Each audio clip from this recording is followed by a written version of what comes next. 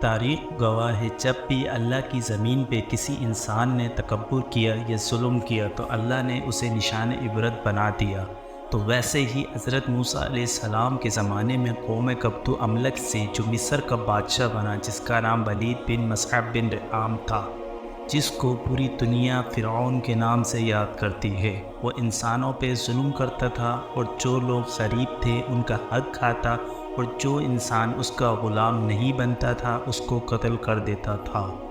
ایک رات فرعون اپنے عالی شان محل میں سو رہا تھا کہ اس نے ایک خواب دیکھا، ایک آگ جو بیت المقدس کی طرف سے آئی، جس نے مصریوں اور قبطیوں فرعون کی قوم کو جلا کر راکھ کر دیا، لیکن بنی اسرائیل کے لوگوں کو کچھ بھی نہ ہوا، جس پر فرعون بہت پریشان ہوا اور اس خواب کی تعمیر کروانے کے لیے نجومیوں کو بلا کر خواب کی تعمیر پوچھی، جس پر نجومیوں نے کہا کہ مصر میں بنی اسرائیل کی قوم میں ایک بچہ پیدا ہوگا جو مصر والوں کو اور تیری بادشاہت کو تباہ و برباد کر دے گا۔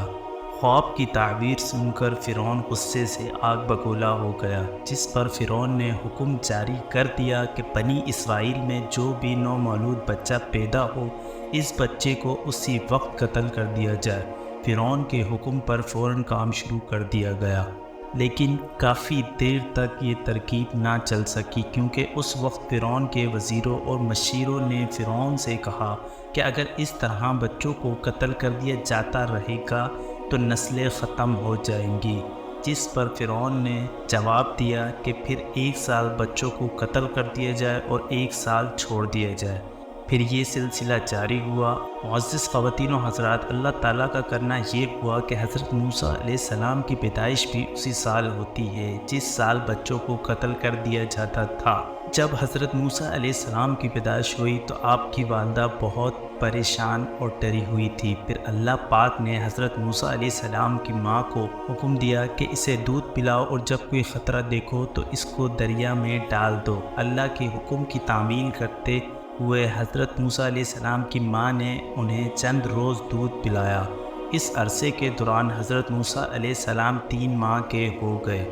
حضرت موسیٰ علیہ السلام کی ولادت کا علم آپ کی والدہ اور آپ کی بہن کے سوا کسی کو بھی نہ تھا۔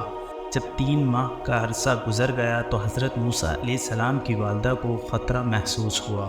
اللہ نے موسیٰ کی ماں کے دل میں یہ بات ڈال دی، اب تو اسے دریا میں ڈال دے اور فکر مت کر، ہم اسے پھر تیری گود میں لائیں گے۔ حضرت موسیٰ علیہ السلام کی ماں نے حضرت موسیٰ علیہ السلام کے لیے ایک صندوق تیار کیا اور اس میں روئی رکھ کر آپ کو صندوق میں بند کر کے دریائے نیل میں چھوڑ دیا۔ اس دریائے نیل سے ایک بڑی نہر نکل کر فرعون کے محل سے گزرتی تھی۔ معزز خواتین و حضرات، اللہ کا کرنا ایسا ہوا، فرعون اور اس کی بیوی حضرت بی بی آسیہ، جو کہ ایک نہایت نیک خاتون تھی، یہ دونوں ایک ساتھ سیر و تفریح کے لیے نکلے۔ جب وہ دریائے نیل کی نہر پر پہنچے تو اس وقت فرعون کی بی بی آسیہ کی نظر ایک صندوق پر پڑی جو دریائے نیل پر تیرتا ہوا جا رہا تھا۔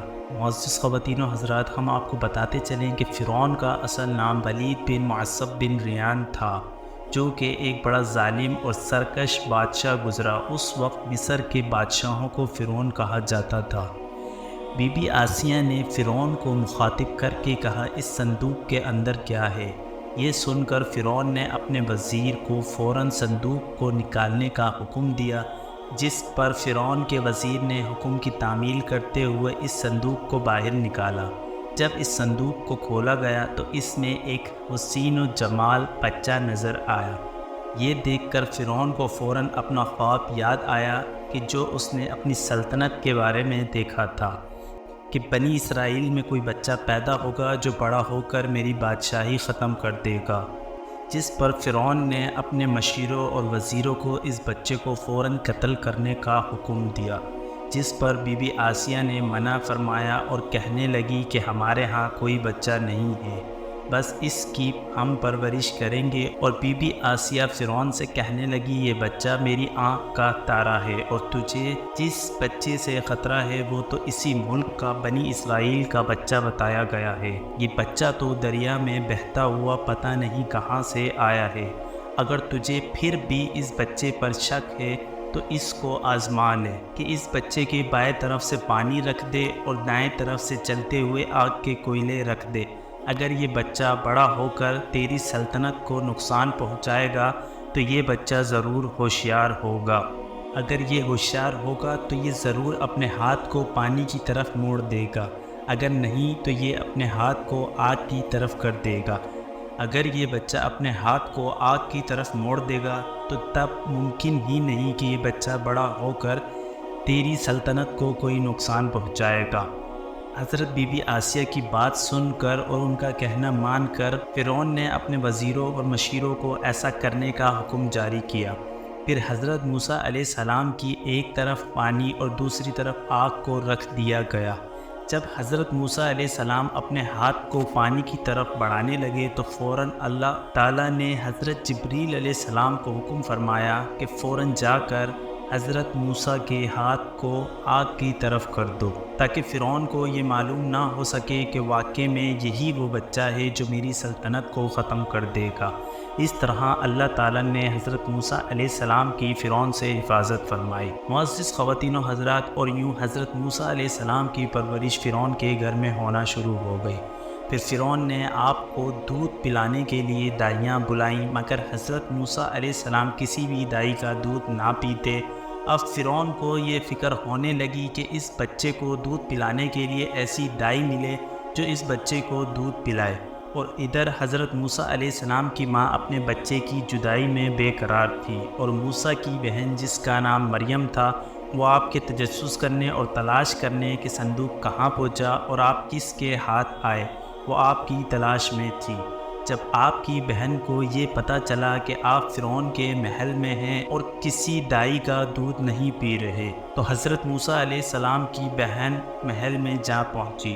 حضرت موسیٰ علیہ السلام کی بہن فرعون سے کہنے لگی کہ میں ایک ایسی دائی کی خبر دوں جس کا دودھ یہ بچہ ضرور پیے گا۔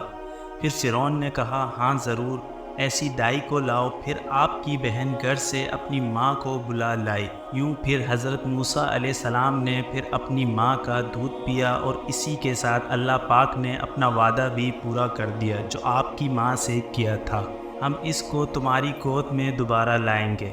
معزز خواتین و حضرات، پھر یوں حضرت موسیٰ علیہ السلام کی پرورش فرعون کے گھر میں ہونے لگی، اور فرعون کو کیا خبر تھی جس بچے کی وہ پرورش کر رہا ہے ایک دن وہ بچہ ہی اس کی بادشاہت ختم کر دے گا۔